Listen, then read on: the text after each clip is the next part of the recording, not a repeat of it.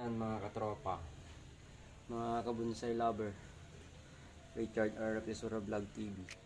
Namimiss kita. Sa'kin ikaw pa rin ang baby ko. Baby ko kahit wala ka na sa piling ko. Piling ko pangakong ipagdarasal pa rin kita. Yan, huwag niyong kalimutan i-hit ang ating notification bell mga kabonsai. Ito yung bago natin material. Yan. May dati na siyang wirings na pabayaan. Ngayon tanggalin natin yung wirings tsaka panibagong wirings mga kabonsai. Ayan. Kaya samahan niyo ako.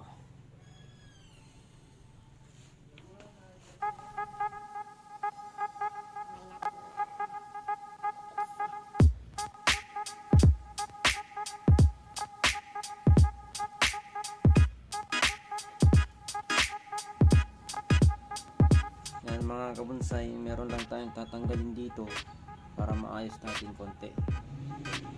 Ayan o.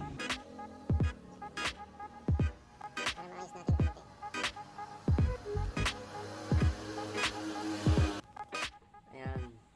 Panipis yung mga ano niya, sanga niya mga kabonsai. Itong taas na lang. Kaya tanggalin pa natin mga kabonsai. Samahan nyo ko ulit para tanggalin natin itong mga wirings nila dati.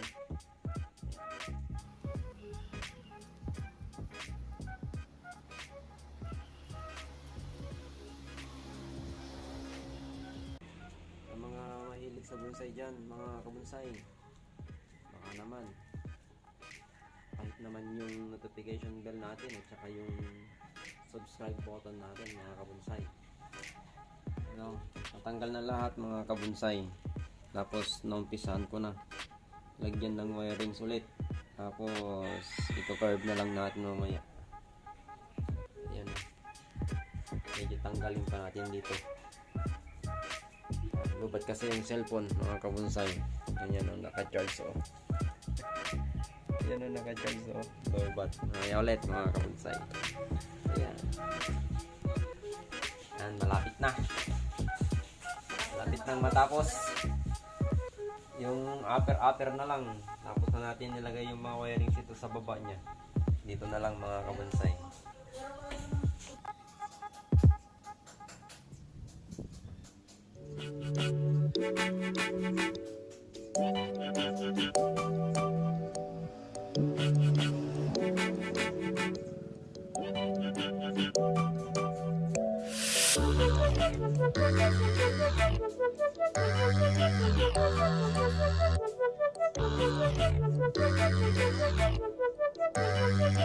Meron na naman tayong bonsai materials. Pero di sa akin to mga kabonsai. Pinaayos lang. Ewan ko lang kung magugustuhan yung may-ari mga kabonsai.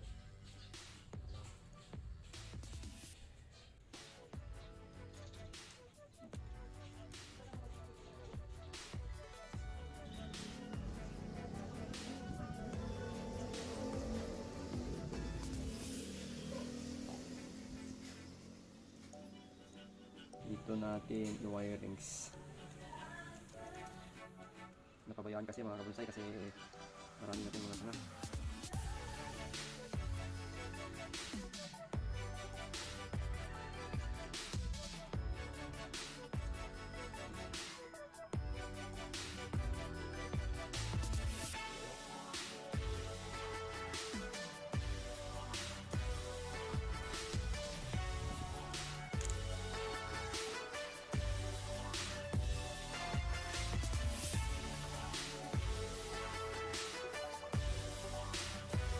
Iyan o. Malapit na. Iyan o. Oh yeah. Malapit na.